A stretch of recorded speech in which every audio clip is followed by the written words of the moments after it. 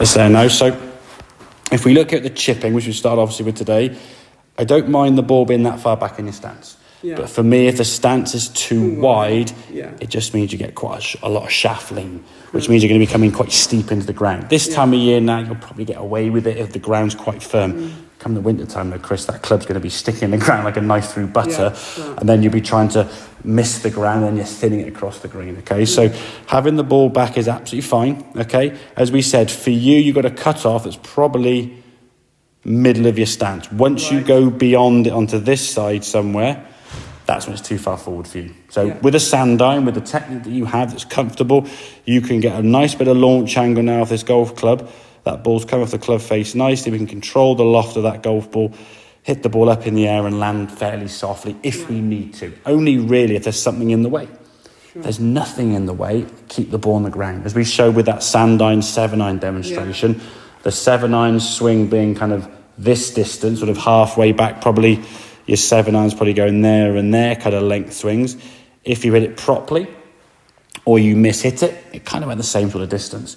But the sand iron requiring a longer backswing, if we hit it properly, it goes the right distance. But if we catch middle of the ball, it's going an awful lot further than you expect. And generally speaking, when there's water behind, we get a bit kind of a bit apprehensive about hitting it, and then we just end up thinning it across the green. So get in that narrower stance, ball in the middle or back, if anything, as you want to feel comfortable.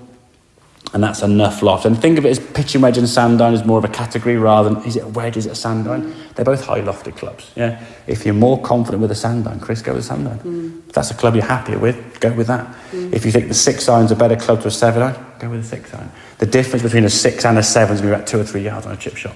Because it's only going about 20%, isn't it? Not 100 yards, it's going 20 yards. So it's not a lot longer shot. So the gap between the same swing with a 6 or a 7 would be minimal. You wouldn't notice it really. So if, again, you feel happier with a 6, you've got your lower shot club, your 6-iron, your higher shot club, your sand iron. Absolutely fine. In terms of the long game, just try and feel a little bit of a tilt. That felt to you when you did that as if you were probably tilted like that, as if you're sort of leaning back here, okay? As you can see, it's not a lot. And again, allow the hips from here. The hips can shift towards target there. They will rotate, but don't try to excessively force them around the corner, okay? If you get here and let the arms sort of fall down as the lower half kind of moves to the left, which you're doing nicely, then now we just got to let your lower half sort of do its thing and the hips will just come around the corner, Chris. You'll find it very hard not to twist your hips. Now, yes, admittedly, that back foot's a bit flat, but the shot was still pretty good. It was a little bit leisurely, shall we say, so you lost a bit of yardage, but the strike was good.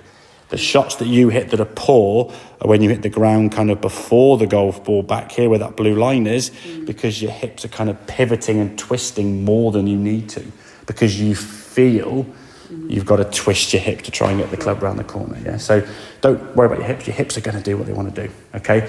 Only thing your hips need to sort of focus on is more that sort of shift a little bit towards target as they're coming down. The rest will just, you'll twist naturally there, Chris, okay? And then the putting, I know I've got a thing on the video, but just to sort of talk through it, hold the club out in front of you as if you're holding a newspaper, an iPad or a book or whatever. And then we're going to try and keep that structure as we tip forward. So we get the top part of our spine and the back of our head nice and flat, and then we can kind of pivot the club with the shoulders back and forth on a lot straighter arc. If we're too upright, or the arms are straight down, or the elbows are sticking out, we've got a lot of variety now with that swing of that club, and it'll be very tough to start the ball online. So, and again, a bit of practice with the putting, obviously. We tend to do our practice for putting before we go and tee off for 5 minutes, just chuck a few balls down and hit them. So, putting mat and I got better at it than when I saw you, but I'm still not holding enough. Yeah, I mean, I think sometimes expectations are sometimes for a lot of people higher. I mean, as we said on the course, tour average from 6 to 8 foot about 60%. So from here to that hole there, you shouldn't be holding more than 3 or 4 on a golf course out of 10. If you're holding more than that, you're doing very well. Exactly. So when we do miss, don't always beat yourself up. There are going to be times you miss putts, Chris, just because the green's a bit got a spike mark or a blemish. The latest competition, what was his name, the Australian? Oh, Cam Smith, yeah? Yeah, he can putt, yeah. And again, at that level, the best putter will be the one that wins. Hence why I think in the last round of the Open when he beat McIlroy, I think about 11 less putts than Rory did. There you go, good putt. Okay? Yeah. Make sense then, Chris, yeah? Absolutely.